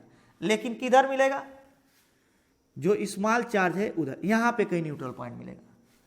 यहां पर भी ऑब्जेक्टिव बना सकता है कि अगर दो पॉजिटिव चार्ज ले लिया जाए, कुछ डिस्टेंस पे रख दिया जाए, तो न्यूट्रल पॉइंट कहां मिलेगा? उनके बीच में, उनके बाहर। फर्स्ट में देगा कि बिटवीन द चार्ज, ये सही होगा, बिटवीन द चार्ज, ये भी करेक्ट होगा। बी वाला दे देगा क्लोज टू स्मॉलर चार्ज, ये भी सही होगा, क्लोज टू स्मॉलर चार्ज, ये भी। सी वाला क्लोज टू लार्ज चार्ज, एक गलत होगा। D eight middle point of both charge, ये भी इनकरेक्ट होगा, क्योंकि ये मिडिल, क्यों? क्योंकि अगर हम लोग 1/4πε0 Q/r² को देखें, E इक्वल टू होता है, इक्वल टू क्या होता है बच्चों? 1/4πε0 Q/r² को ध्यान से देखें तो जब R ज्यादा हो जाएगा तो E कम हो जाएगा। अब यह एक ऐसा पॉइंट होगा कि ये positive charge electric field E1 इधर प्रोड्यूस कर रहा होगा, और ये पॉजिटिव चार्ज, क्योंकि पॉजिटिव चार्ज से इलेक्ट्रिक फील्ड लाइन दूर जाते हैं ऐसे, तो यहाँ पे अगर खड़े होकर देखें तो इलेक्ट्रिक फील्ड इधर जाता हुआ दिखाई देगा। यहाँ का जो पॉजिटिव चार्ज है इलेक्ट्रिक फील्ड लाइन इधर भेजेगा, और वह पॉइंट जहाँ पर यह इलेक्ट्रिक फील्ड और यह इलेक्ट्रिक फील्ड दोनों इक्वल हो जाएगा, वो न्यूट्रल पॉइंट होगा। तो अगर हम R डिस्टेंस ज्यादा कर दें, अगर Q ज्यादा है, Q क्या है बच्चों? ज्यादा है, अधिक है, तो R को भी अधिक करना पड़ेगा, जिससे कि ये रेशियो कांस्टेंट हो जाए। क्या हो जाए? अगर ये ज्यादा तो ये भी ज्यादा लेना पड़ेगा, जिससे कि ये रेशियो कांस्टेंट हो जाए। तो अगर चार्ज ज्यादा तो डिस्टेंस भी क्या होना पड़ेगा? ज्यादा। इसको हम लोग कैलकुलेशन से भी देखते हैं, फर्स्ट सिचुएशन में और सेकेंड सिचुएशन में। तो फर्स्ट सिचुएशन में 12 मीटर गिवन है, तो एज्यूम कर लेते हैं कि यह x डिस्टेंस पे मिलेगा, तो यहां से 12 माइनस क्या हो जाएगा बच्चों? x हो जाएगा। 12 माइनस क्या हो जाएगा? x। ए के लिए देखते हैं हम लोग। तो हम लोग जान गए कि दोनों पॉजिटिव चार्ज है, तो मिडिल में, इनके बीच में कहीं मिलेगा दोनों चार्जेस के। इस पॉइंट पर E1 और E2 दोनों आपस में क्या होंगे बच्चों? इक्वल होंगे। E1 इक्वल टू क्या होगा? E2। E1 का मतलब 9 कूलाम चार्ज के कारण यहाँ पे इलेक्ट्रिक फील्ड 1/4πε0 Q1 9 यहाँ से यहाँ तक का डिस्टेंस क्या बच्चों? x²। इसके कारण यहाँ पे इलेक्ट्रिक फील्ड क्या लिखेंगे? 1/4πε0 Q2 16 यहाँ से यहाँ तक का डिस्टेंस क्या है बच्चों? 12 - x का होल स्क्वायर, 12 - x का होल स्क्वायर। 4πε0 कैंसिल हो गया। अब यहाँ पे बच गया 9/x², 16/12 - x का होल स्क्वायर। अगर हम लोग इसको लिखना चाहें तो 3/x का होल स्क्वायर लिख सकते हैं, 9 को 3 स्क्वायर लिख सकते हैं। यहाँ पे इसको 4 स्क्वायर, तो 4/12 - x का होल स्क्वायर भी लिख सकते हैं। क्या कर सकते हैं बच्चों? होल स्क्वायर लिख सकते हैं। तो जब इसको फाइनली सॉल्व करेंगे तो क्या ऑब्टेंड होगा? क्या ऑब्टेंड होगा बच्चों? 3/x का होल स्क्वायर, स्क्वायर हट जाएगा, इक्वल्स टू 4/12 - x बच जाएगा। दोनों साइड से स्क्वायर हटा दी। अब मल्टीप्लाई कर लेते हैं, 3 × 12 - x इक्वल टू 4x। यहाँ से बच जाएगा 36 - 3x equal to 4x। 36 equal to हो जाएगा 3x उधर जाएगा 7x हो जाएगा, 36/7 इक्वल टू x। लगभग 5 होगा, ये 5 मीटर लगभग होगा, तो ये 7 मीटर हो जाएगा। लेकिन इस सिचुएशन में क्या होगा? इस सिचुएशन में इधर स्मॉलर चार्ज के क्लोज, इधर कहीं न्यूट्रल पॉइंट P पे ऑब्टेन होगा। इसे क्या एज्यूम कर लेते हैं बच्चों? x। क्या एज्यूम कर लेते हैं? x। और ये 12 मीटर ऑलरेडी हमें गिवन है। क्या गिवन है बच्चों? 12 मीटर। तो हम लोग इस x को कैसे फाइंड करेंगे यहां से, तो इस पॉइंट पर E1 इक्वल्स टू E1 इधर ले लेते हैं, ये पॉजिटिव चार्ज है तो इसके कारण इससे दूर होगा, और ये निगेटिव चार्ज है तो इसकी ओर जाएगा इलेक्ट्रिक फील्ड, ये E2। तो इस पॉइंट पर E1 और E2 दोनों आपस में क्या हो जाएंगे, बराबर। E1 equal to E2, E1 क्या है बच्चों, इसके कारण electric field 1/4 pi epsilon naught 9 upon क्या लिखेंगे x square equals to 1/4 pi epsilon not.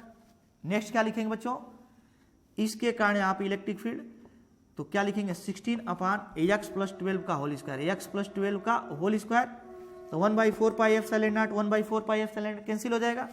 यहाँ से फाइनली सॉल्व करेंगे तो 3 अपान x का होल स्क्वायर लिख सकते हैं, या 4 अपान x प्लस 12 का होल स्क्वायर लिख सकते हैं।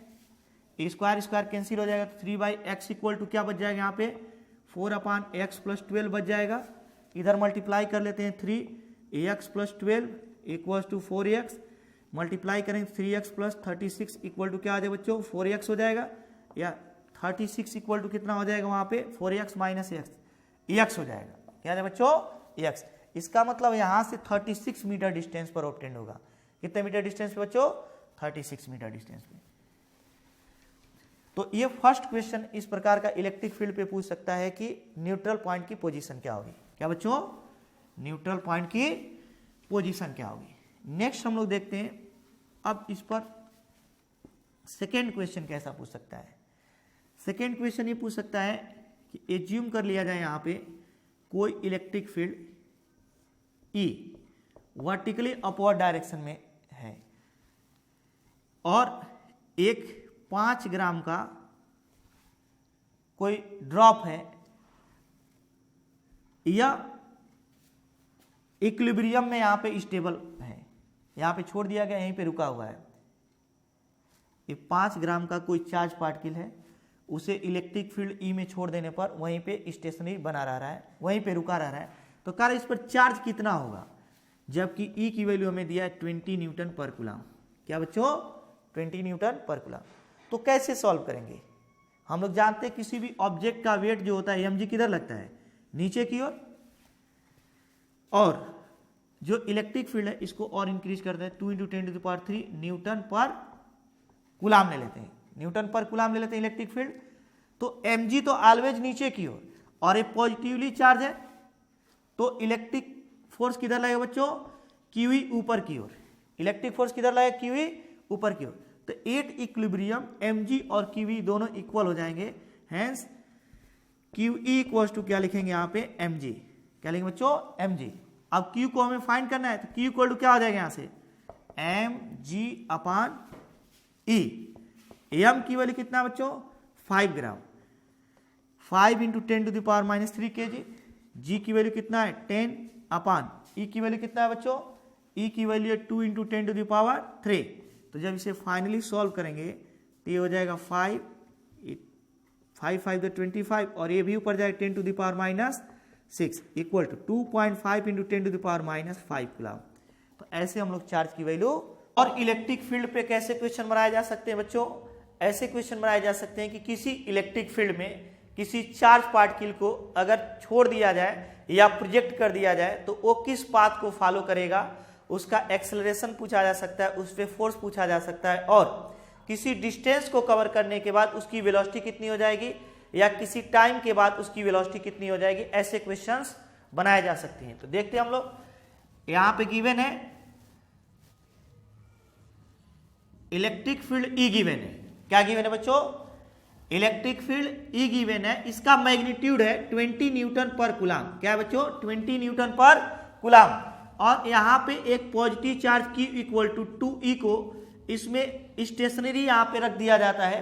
तो जैसे ही इस चार्ज पार्टिकल को यहाँ पे रखा जाएगा, इस पर इलेक्ट्रिक फोर्स QE किधर लगेगा बच्चों फील्ड के डायरेक्शन में, क्योंकि पॉजिटिव चार्ज है। और कह दिया जाए इसका मास जो है 5 मिलीग्राम है। क्या है बच्चों 5 मिलीग्राम। तो यहाँ पर अगर कह दे ग्रेविटी का इफेक्ट 0 है, there is no effect of, there option क्या बनाएगा, there is no effect of G, effect of G, gravity का इफेक्ट क्या है बच्चों 0, then path of charge will be straight, then path of charge will be straight, एक correct होगा, charge will be straight, क्या होगा बच्चों, स्ट्रेट होगा। अब यहां पे इलेक्ट्रिक फील्ड गिवन रहेगा कि हॉरिजॉन्टल है, कैसा है बच्चों, हॉरिजॉन्टल। लेकिन अगर इसी में ऑप्शन बढ़ा दे, क्या बच्चों, कि अगर ग्रेविटी का इफेक्ट पड़ के, कि इसमें मास है, यहां पे ग्रेविटी का इफेक्ट नहीं था तो सीधे स्ट्रेट पाथ पे चले, क्योंकि एक ही फोर्स लग रहा है, कौन सा बच्चों, इलेक्ट्रिक फोर्स QE। लेकिन इसमें मास है और ग्रेविटी का इफेक्ट पड़ने लगे तो G इसको क्या करेगा, नीचे की ओर खींचेगा, पार्ट जो इलेक्ट्रिक फोर्स है इसकी वजह से स्ट्रेट पाथ में जाना चाहेगा, हॉरिजॉन्टल डायरेक्शन में, लेकिन mg से किधर खींचेगा, नीचे की ओर। तो इसका मतलब एक फोर्स इधर भी लगेगा, क्या लगेगा बच्चों, mg इधर भी लगेगा। तो इन दोनों फोर्स के इफेक्ट में कुछ पार्टिकल इस पाथ को फॉलो करेगा, तो कहेगा क्या ये पैराबोलिक पाथ होगा। If gravity is not zero, then path of charge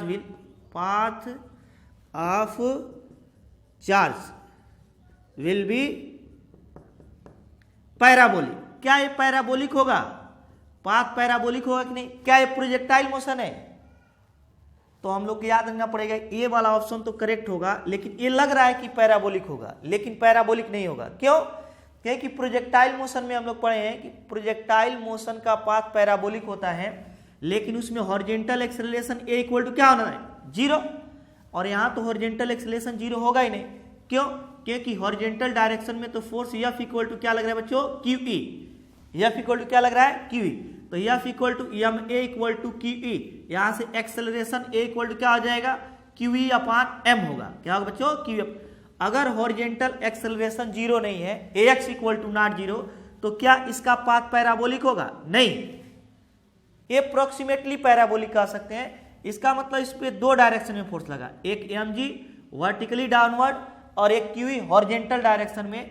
इन दोनों के इफेक्ट में इसका पाथ स्ट्रेट नहीं होगा, कैसा होगा, अप्रोक्सीमेटली पैराबोलिक। लेकिन ऑप्शन क्या गिवन है, if gravity is not 0, G 0 नहीं है, मतलब mg लग रहा है, then path of charge will be parabolic, ये करेक्ट नहीं होगा। क्या बच्चों, करेक्ट। सी ऑप्शन ऐसे दे देगा, सी एक और option, if G equal to not 0, if G equal to not 0, then path will be straight, then path will be straight. क्या बच्चों, पाथ कैसा होगा, स्ट्रेट होगा। क्या ये करेक्ट होगा, नहीं, स्ट्रेट पाथ तो होगा ही नहीं यहाँ पे, ये भी करेक्ट नहीं हो। डी में हमसे क्या पूछ सकता है, इस पर फोर्स पूछ सकता है कि इलेक्ट्रिक फोर्स कितना लगा। तो F इक्वल टू क्या है बच्चों, QE। यहां से हम लोग Q की वैल्यू और E की वैल्यू सब्स्टिट्यूट करके हम लोग इसकी वैल्यू फाइंड कर लेंगे। 2E है और ये 20 है। 2 into 1.6 into 10 to the power minus 19 into 20 equal to कितना हो जाएगा बच्चों, ये हो जाएगा 64 into 10 to the power minus 19 equals to 6.4 into 10 to the power minus 18 newton का फोर्स, इलेक्ट्रिक फोर्स लगेगा, मैग्नेटिक फोर्स नहीं। कौन सा बच्चों, इलेक्ट्रिक फोर्स। तो ऑप्शन में पूछ सकता है कि इस पर इलेक्ट्रिक फोर्स की वैल्यू जो है, कई ऑप्शन दे सकता है। FE इक्वल टू क्या 6.4 into 10 to the power minus 18 newton, ये करेक्ट हो जाएगा। तो हम लोगों को कैसा क्वेश्चन पूछ सकता है कि एक पार्टिकल को बस मैग्नेटिक फील्ड में रखा गया, उस पर एक बार कहेगा कि ग्रेविटी का इफेक्ट नहीं है तो उसका पाथ स्ट्रेट होगा, करेक्ट होगा। अगर ग्रेविटी का इफेक्ट होगा तो उसका पाथ पैराबोलिक भी नहीं होगा, स्ट्रेट भी नहीं होगा ये। लेकिन यहाँ पे दिया कि पैराबोलिक होगा, इसलिए इनकरेक्ट हो गया। यहाँ पे कह रहे स्ट्रेट होगा, इसलिए इनकरेक्ट होगा। अगर ये देता ना इधर पैराबोलिक नॉर स्ट्रेट, तो ये क्या हो जाता है, करेक्ट हो जाता है। क्या होता है बच्चों, करेक्ट हो जाता है। नेक्स्ट हम लोग देखते हैं कैसा क्वेश्चन पूछा जा सकता है। अब इसी में पूछा जा सकता है कि अगर इलेक्ट्रिक फील्ड का मैग्नीट्यूड दिया है तो कुछ टाइम के बाद उसकी वेलोसिटी क्या हो जाएगी। क्या बच्चों, कुछ टाइम बाद वेलोसिटी कितनी इंक्रीज कर जाएगी। तो ऐसा क्वेश्चन कैसे हम लोग सॉल्व करेंगे, देखते हैं।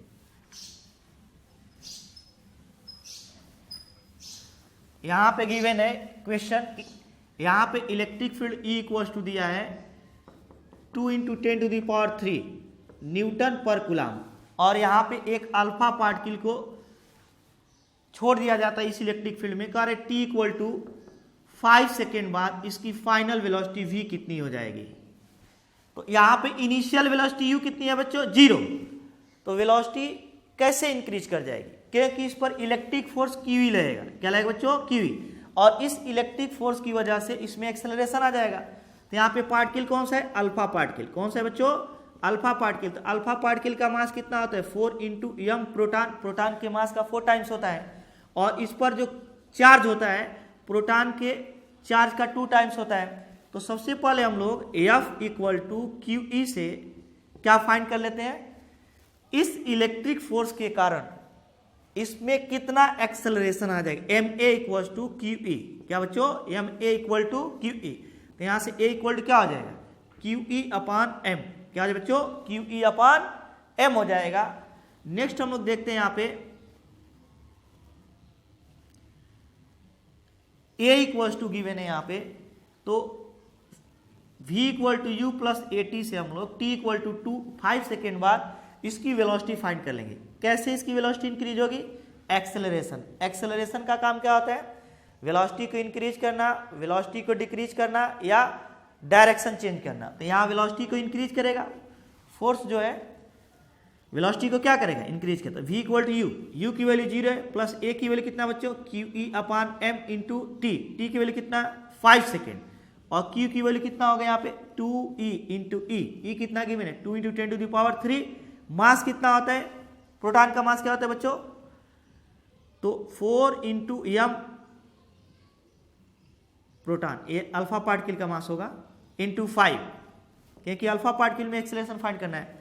तो v इक्वल टू क्या आ जाएगा, 2 into 1.6 into 10 to the power minus 19 into 2 into 10 to the power 3 upon, ये क्या लिखेंगे 4 इंटू प्रोटॉन का mass 1.67 into 10 to the power minus 27 kg। क्या है बच्चों, 27 kg। तो इसको जब सॉल्व करेंगे तो वेलोसिटी आ जाएगा। क्या है बच्चों, वेलोसिटी।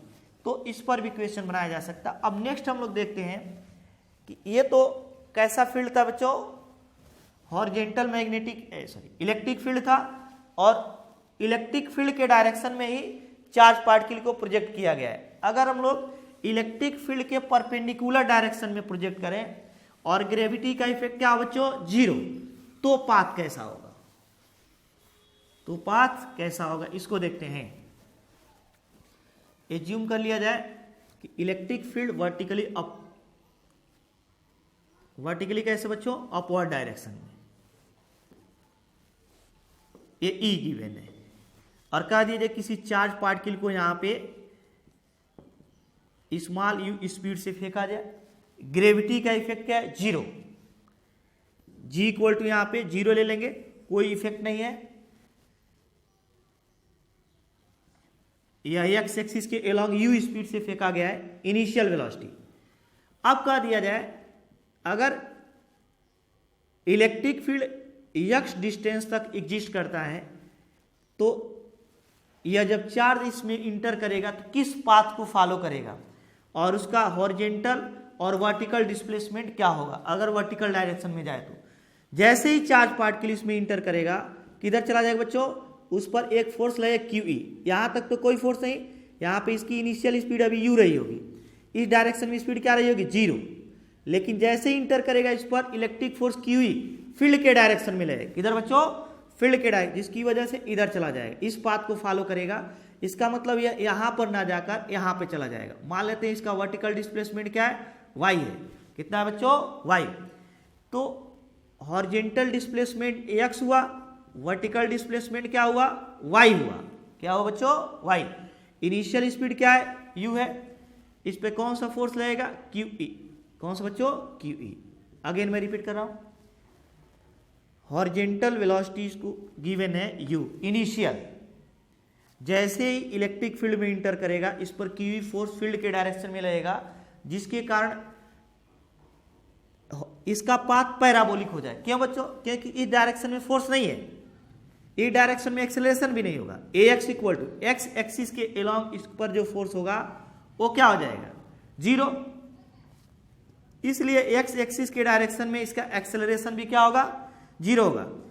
ax इक्वल टू 0 और ux equal to initial speed in x direction, ux equal to u, लेकिन y डायरेक्शन में अगर देखा जाए तो एक फोर्स लग रहा है, कौन सा बच्चों, एफ वाई इक्वल टू लगेगा इलेक्ट्रिक फोर्स, पॉजिटिव चार्ज है इसलिए इलेक्ट्रिक फील्ड के डायरेक्शन में फोर्स लगेगा, और एफ वाई को हम लोग क्या लिख सकते हैं, M A Y equal to Q E, क्या बच्चों, Q E, A Y equal to क्या हो जाएगा, क्यू ई अपान एम, क्या है बच्चों, क्यू ई अपान एम। तो हम लोग को यहाँ पे वेलोसिटी को दो डायरेक्शन में एनालिसिस करना पड़ेगा, एक पॉजिटिव एक्स डायरेक्शन में, एक वाई डायरेक्शन में। तो एक्स डायरेक्शन में एक्सेलरेशन 0 है लेकिन इनिशियल वेलोसिटी है, इस वेलोसिटी के कारण ये इधर चलना चाहेगा लेकिन क्यू ई इसको ऊपर खींचेगा। तो इन दोनों, इस वेलोसिटी या स्पीड और इस फोर्स के इफेक्ट में इसका पाथ पैराबोलिक हो जाएगा। कैसे देखते हैं बच्चों, एक्स इक्वल टू क्या लिखेंगे, you x T plus half a x T square, half a x T square. ये ज्यूम कर लेते हैं स्मॉल टी टाइम में यह फील्ड को क्रॉस कर लेगा, ये चार्ज पार्टिकल क्या करेगा, स्मॉल टी टाइम में इस फील्ड को क्रॉस कर लेगा। तो x equal to u x u a t plus half a x क्या है बच्चों, 0 इंटू टी स्क्वायर। अब यहाँ से एक्स इक्वल टू हो जाएगा यू टी, क्या है बच्चों, या एक्स इक्वल टू हो जाए x upon u equal to t हो जाएगा। तो कितने टाइम में इसको क्रॉस करेगा, एक्स बाई यू टाइम में, कितने टाइम बच्चों, एक्स बाई यू टाइम, और इतने टाइम तक इस पर इलेक्ट्रिक फोर्स वाई डायरेक्शन में लगेगा। इस फोर्स के कारण वर्टिकल डिस्प्लेसमेंट हम लोग फाइंड कर लेते हैं, कौन सा बच्चों, vertical displacement f y equal to u y t plus half a y t square करके। तो यहां से y की वैल्यू कितना आ जाए बच्चों, y की जो वैल्यू हो जाएगी ये फाइंड करनी है, यू वाई की वैल्यू यहाँ पे 0 है क्योंकि इनिशियल वेलोसिटी y डायरेक्शन में 0 था, प्लस हाफ ए वाई की वैल्यू कितना है, q e upon m into t की वैल्यू कितना बच्चों, एक्स बाई यू का होल स्क्वायर। तो यहाँ से y फाइंड करेंगे तो 1/2 q e upon m into u square, m into u square into क्या आ जाए बच्चों, एक्स स्क्वायर। एक किसका इक्वेशन है, y equal to 4ax square के फॉर्म का है, एक डायरेक्शन में पावर 1 हो एक साइड में और दूसरे साइड में पावर कितना बच्चों 2। तो ऑलवेज वो किसको रिप्रेजेंट करेगा, पैराबोलिक पाथ को। किसको, इसका मतलब ये चार्ज पार्टिकल किस पाथ को फॉलो करेगा, पैराबोलिक पाथ को। हम लोग इस फॉर्मूले का डायरेक्ट यूज कर सकते हैं क्वेश्चन में। जैसे हम लोग क्वेश्चन क्या दे सकता है, ए ऑप्शन बना सकता है, कहेगा कि एक चार्ज पार्टिकल को इलेक्ट्रिक फील्ड ई के परपेंडिकुलर डायरेक्शन में प्रोजेक्ट किया गया, तो पाथ क्या होगा, पैराबोलिक, पाथ पैराबोलिक होगा, ये करेक्ट है। दूसरा बोलेगा b, if g 0, if g equal to 0, लेकिन path is not parabolic, not parabolic if g equal to not 0। अगर जी 0 ना हो तो इसका पाथ पैराबोलिक नहीं होगा। क्यों, क्योंकि अगर जी 0 नहीं होगा तो एम जी इसको क्या करेगा, नीचे की ओर खींचता रहेगा, इसलिए इसका पाथ पैराबोलिक नहीं होगा। ये भी करेक्ट होगा, यह पैराबोलिक तभी होगा जब जी की इफेक्ट क्या हो, 0। अब सी वाले में हमसे कह सकता है कि इसका जो वर्टिकल डिस्प्लेसमेंट होगा या फील्ड के डायरेक्शन में जो डिस्प्लेसमेंट होगा वो y इक्वल टू कितना होगा, अभी अभी हम लोग फाइंड किए कितना, half q e upon m into u square into x square. ये फॉर्मूला हम लोग डायरेक्टली याद रखेंगे, और एक फॉर्मूला ये भी याद रखेंगे। ये भी पूछ सकता है कि कितने टाइम में इसको क्रॉस करेगा, डी, ये भी करेक्ट होगा, ये भी करेक्ट होगा। ये भी पूछ सकता है t equal to x upon u. तो ये दोनों फॉर्मूले हम लोग को याद रखने हैं, और कंडीशन याद रखना है कि जब जी 0 होगा तभी पैराबोलिक पाथ को फॉलो करेगा, अदरवाइज नहीं। और वर्टिकल या फील्ड के डायरेक्शन में कितना डिस्प्लेसमेंट होगा, y equal to Q e upon m u square 1/2 into x square. कितने टाइम में इसको क्रॉस करेगा, एक्स बाई यू टाइम में, एक्स बाई यू टाइम में इसको क्रॉस कर लेगा। क्या करे बच्चों, क्रॉस कर लेगा। नेक्स्ट हम लोग देखते हैं, अभी हम लोग जब गॉस थ्योरम का स्टडी करेंगे या गॉस थ्योरम से रिलेटेड एमसीक्यू सॉल्व करेंगे तो उसमें इलेक्ट्रिक फील्ड से रिलेटेड बहुत सारे क्वेश्चन आएंगे। यहाँ पर इतना ही रहेगा। नेक्स्ट हम लोग देखते हैं इलेक्ट्रिक पोटेंशियल से रिलेटेड क्वेश्चन कैसे बनाए जाएंगे। इससे बच्चों इलेक्ट्रिक पोटेंशियल, तो ये था इलेक्ट्रिक फील्ड से रिलेटेड क्वेश्चन जो पूछे जा सकते हैं। इलेक्ट्रिक पोटेंशियल, इस पे क्वेश्चन कैसे कैसे बनाए जा सकते हैं। Potential oblique potential difference, potential difference.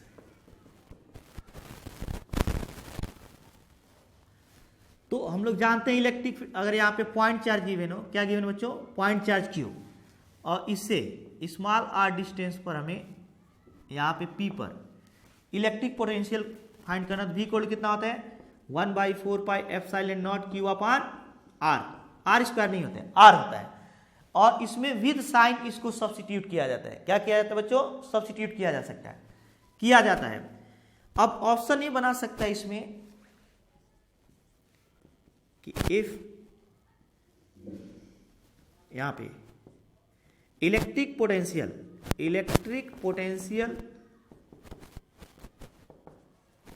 Will decrease, क्या करेगा बच्चों, decrease when r increase from a negative charge, from a negative charge. कहां से बच्चों, नेगेटिव चार्ज। यहां पे क्या है, electric potential will decrease when r increase from a negative charge. अगर यहाँ पे नेगेटिव चार्ज हम लोग ले लें, क्या ले लें बच्चों, नेगेटिव, एज्यूम कर लेते Q इक्वल टू -2 कूलम ले लिया गया, और इलेक्ट्रिक पोटेंशियल को हम लोग फाइंड किए कितने डिस्टेंस पे, R इक्वल टू पहले 1 मीटर पे फाइंड कर लेते हैं यहाँ पे, तो क्या आएगा V equal to 1/4 pi epsilon naught Q upon 1 equal to, इसकी वैल्यू 9 × 10⁹ और Q की वैल्यू कितना बच्चों, -2, तो -18 × 10⁹ वोल्ट हो जाएगा। अब क्या दिया जाए, ये आर इंक्रीज करके 2 मीटर कर दिया जाए, कितना कर दिया बच्चों, 2 मीटर। यहां पे अगर हम लोग को फाइंड करना हो P पर इलेक्ट्रिक पोटेंशियल V, तो क्या होगा, ये 1/4 पाई एप्सिलॉन 9 × 10⁹, Q के प्लेस पे तो वही वैल्यू है -2 कूलम, लेकिन R के प्लेस पर, ये जो R है इसके प्लेस पे 2 मीटर हो गया, यह और यह कैंसिल हो जाएगा, तो -9 × 10⁹ वोल्ट हो जाएगा।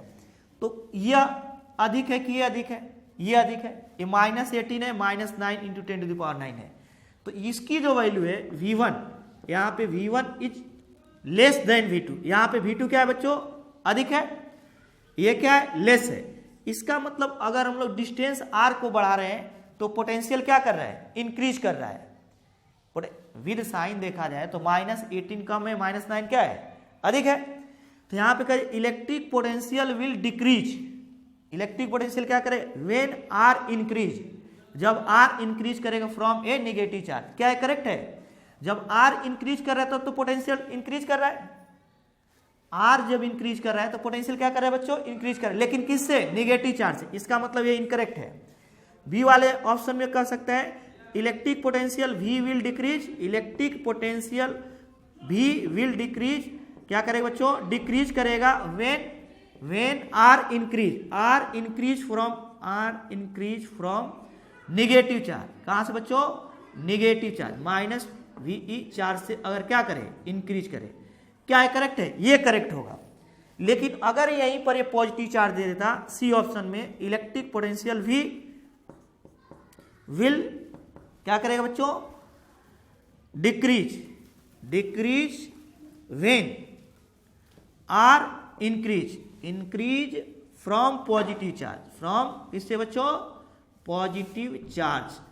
तो अगर यहां पे पॉजिटिव चार्ज ले लिया जाए +2 कूलम, और अब देखा जाए कि 1 मीटर और 2 मीटर के डिस्टेंस पे इलेक्ट्रिक पोटेंशियल क्या मिलेगा।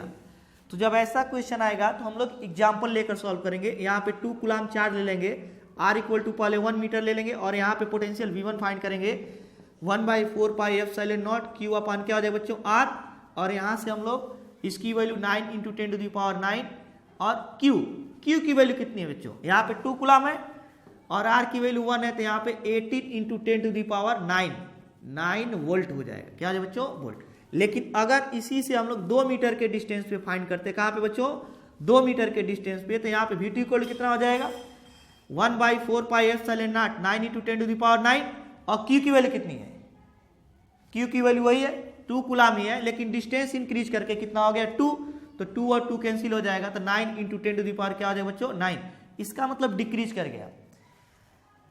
Electric potential V will decrease when R increase, जब R इंक्रीज करेगा तो इलेक्ट्रिक पोटेंशियल क्या करेगा बच्चों, इंक्रीज करेगा, ये करेक्ट होगा। लेकिन अगर इसका उल्टा दिया रहता तो क्या होता, इनकरेक्ट होता। क्या होता बच्चों, इनकरेक्ट होता। तो जब भी हम लोग को इस तरह लैंग्वेज पे रिलेटेड क्वेश्चन देगा तो हम लोग उसे न्यूमेरिकली सॉल्व करके देख लेंगे क्या होगा। तो अगर निगेटिव चार्ज से डिस्टेंस इंक्रीज कर रहा है तो पोटेंशियल इंक्रीज करेगा, लेकिन पॉजिटिव चार्ज से डिस्टेंस क्या कर रहा है बच्चों, इंक्रीज कर रहा है, तो पोटेंशियल क्या करेगा, डिक्रीज करेगा। नेक्स्ट हम लोग देखते हैं इलेक्ट्रिक पोटेंशियल पे और कैसे क्वेश्चन पूछे जा सकते हैं।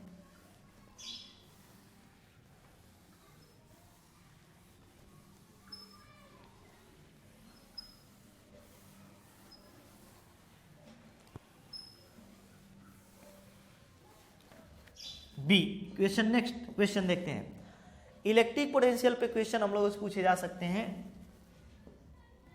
ग्राफ पे। इस पे बच्चों ग्राफ पे कि अगर एक पॉइंट चार्ज से डिस्टेंस आर को इंक्रीज किया जाए तो इलेक्ट्रिक पोटेंशियल का magnitude only numerical value increase करेगा कि डिक्रीज करेगा। मतलब न्यूमेरिकल वैल्यू मतलब 1/4 pi epsilon naught q upon r. यहां मॉड ले लेंगे तो निगेटिव क्या हो जाएगा, पॉजिटिव हो जाएगा। तो इसके लिए हम लोग को ग्राफ कैसा मिलेगा, कैसा मिलेगा बच्चों, रेक्टेंगुलर हाइपरबोला, ऐसा कुछ ग्राफ मिलेगा।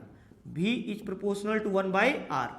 ऐसा भी ग्राफ दे सकता है या ऐसा ग्राफ दे सकता है। कैसा बच्चों, ऐसा दे सकता है या स्ट्रेट दे सकता है या ऐसे दे सकते हैं। कौन सा करेक्ट होगा बच्चों, ये रेक्टेंगुलर हाइपरबोला। कैसा होगा बच्चों, रेक्टेंगुलर हाइपरबोला। लेकिन एक ग्राफ और दे सकता है कि इलेक्ट्रिक पोटेंशियल का जो ग्राफ होगा वो कैसा होगा। नेक्स्ट उसमें न्यूमेरिकल वैल्यू नहीं देगा, विद साइन पूछेगा। कैसे बच्चों, विद साइन। तो यहां पे ए ऑप्शन में देगा V एंड R, ये होगा for negative charge, for negative charge.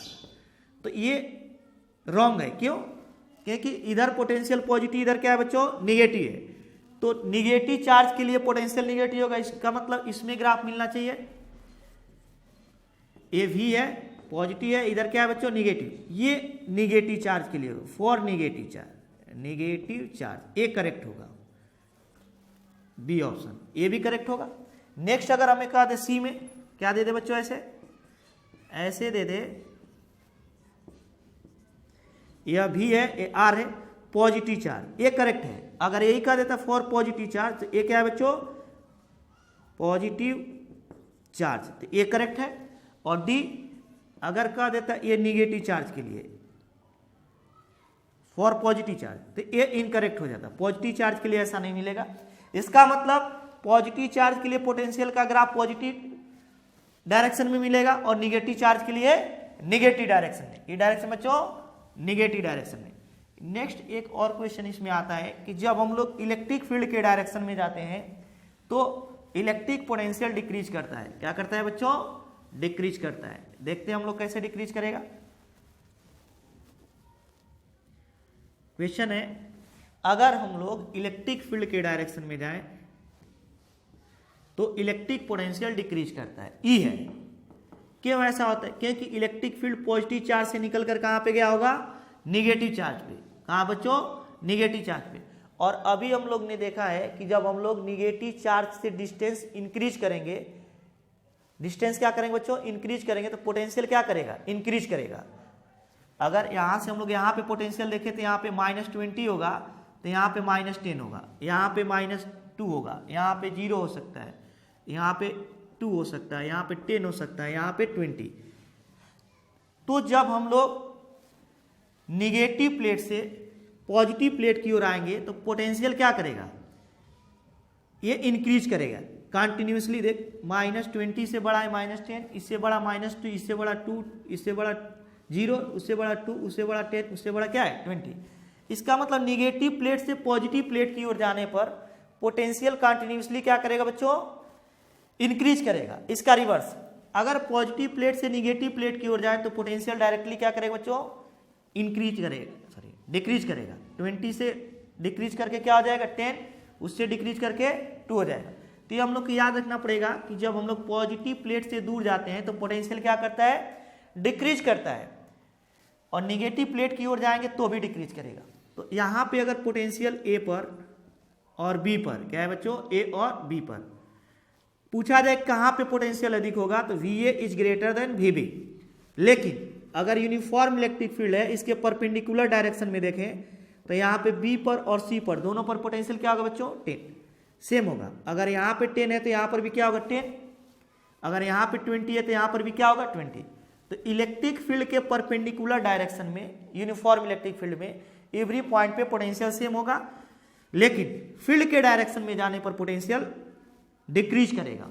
यहाँ पे वी ए इक्वल टू क्या लिखेंगे, वी सी। क्या लिखेंगे बच्चों, V A equal to V सी।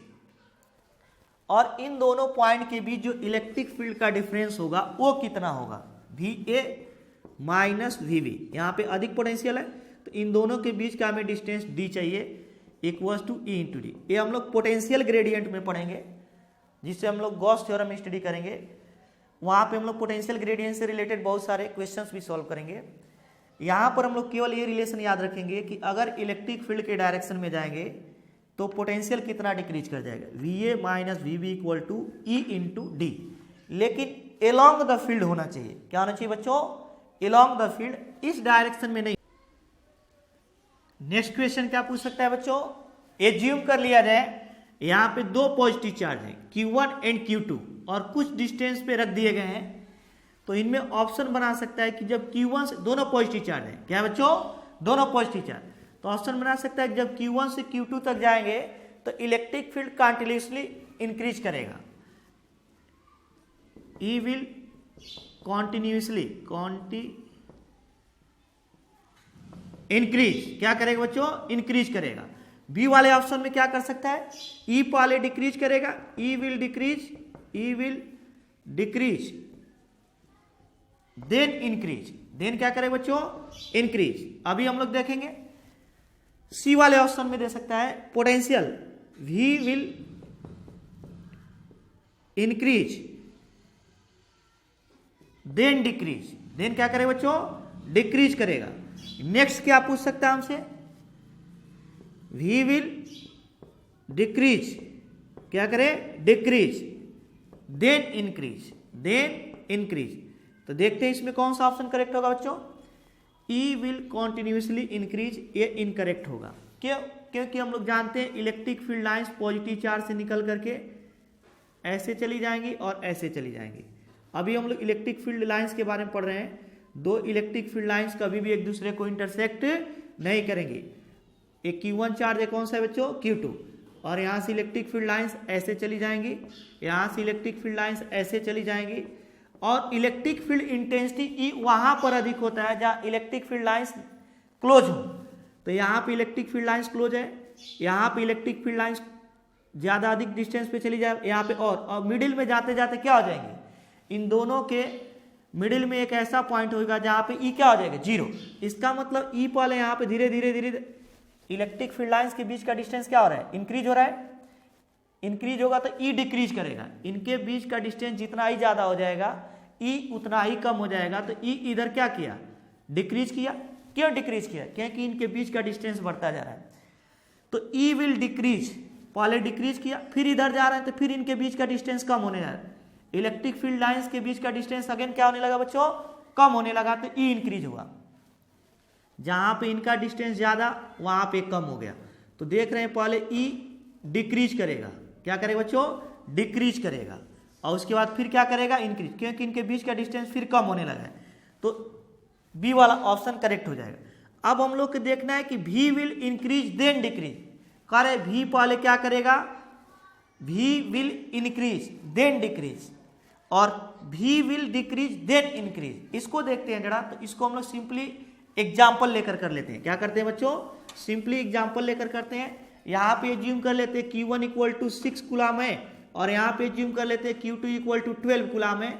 इन दोनों के बीच का डिस्टेंस कितना है बच्चों, 12 मीटर है। क्या है, 12 मीटर। अब 1 मीटर डिस्टेंस पे यहाँ पे पोटेंशियल लेते हैं V1 इक्वल टू, अगर ये 1 मीटर हो जाए, इसे 6 मीटर ही ले लेते हैं। अगर ये 1 मीटर हो गया तो ये कितना हो जाएगा बच्चों, ये हो जाएगा 5 मीटर। कितना हो जाएगा, 5 मीटर। तो यहाँ पे पोटेंशियल V1 फाइंड करेंगे तो 1/4 पाई एप्सिलॉन नॉट, इसकी वजह से पोटेंशियल क्या होगा बच्चों, Q1/R। तो Q कितना है 6/R क्या है 1 मीटर, यहाँ पे 6/1 मीटर, 1/4 पाई एप्सिलॉन, तो दोनों को कॉमन कर लिया। इसकी वजह से भी यहाँ पोटेंशियल होगा, इसकी वजह से भी यहाँ पोटेंशियल होगा, तो इसकी वजह से potential 1/4 pi epsilon not Q/R।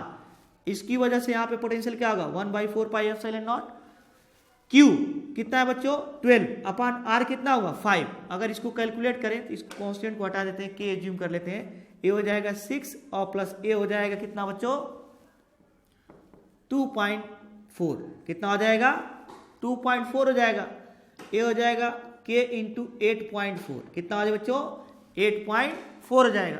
अब थोड़ा सा अधिक डिस्टेंस पे जाते हैं यहाँ पे, तो यहाँ पर 2 मीटर पर देखते हैं, कितना बच्चों 2 मीटर पर जब यहाँ पे देखेंगे तो यह 2 हो जाएगा, लेकिन A कितना हो जाएगा 4 हो जाएगा, तो 2 और 4 कर देंगे तो A कितना हो जाएगा, A हो जाएगा 3, K इंटू 3 और A हो जाएगा प्लस A हो जाएगा, A भी 3 हो जाएगा, इक्वल टू 6K हो गया।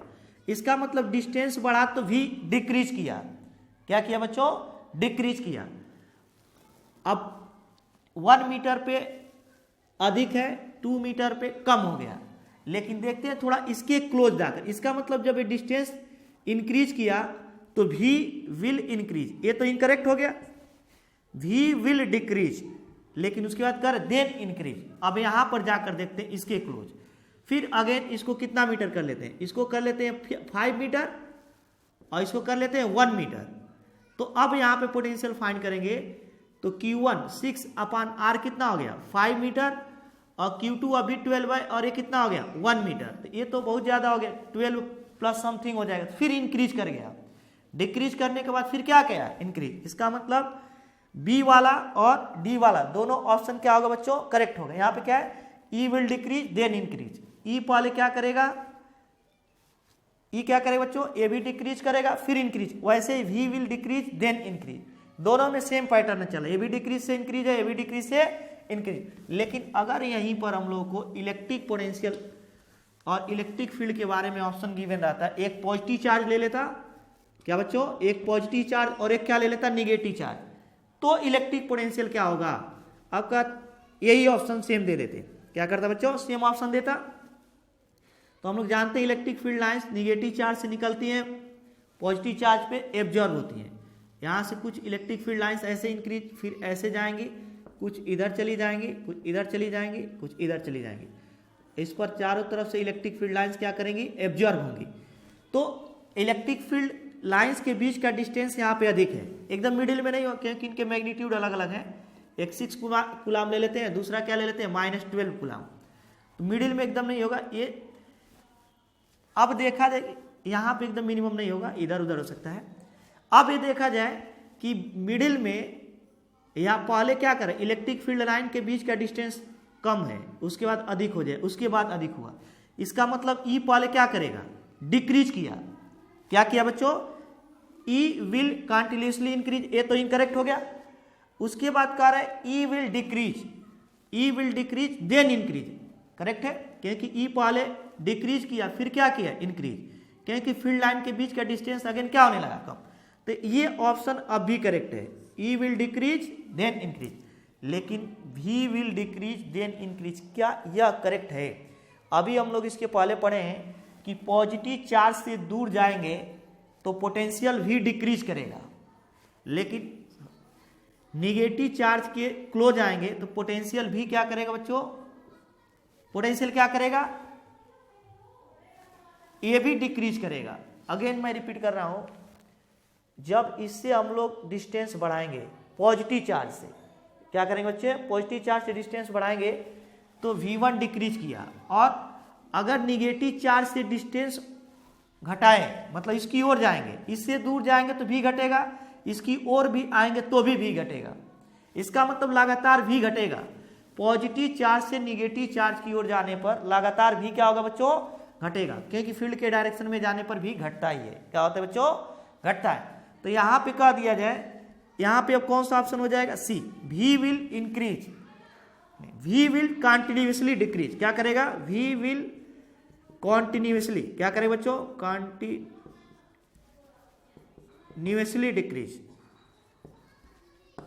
डिक्रीज करेगा। क्या करेगा बच्चों, डिक्रीज करेगा। तो ये ऑप्शन करेक्ट हो जाएगा। इसमें ये ऑप्शन करेक्ट नहीं होगा, ये सी वाला क्या हो जाएगा, गलत हो जाएगा।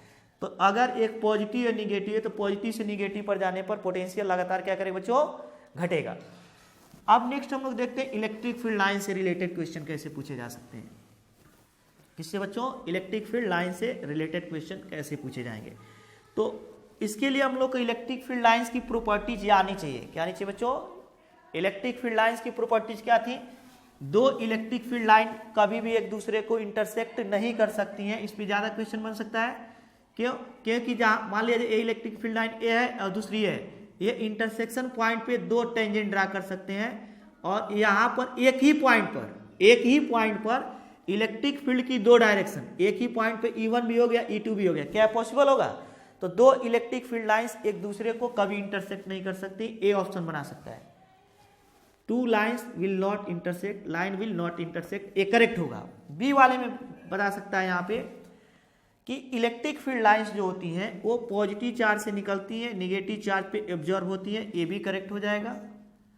या अगर ऐसे कह दे कि नेगेटिव चार्ज से निकलकर पॉजिटिव चार्ज पे एब्जॉर्ब, ये इनकरेक्ट हो जाएगा।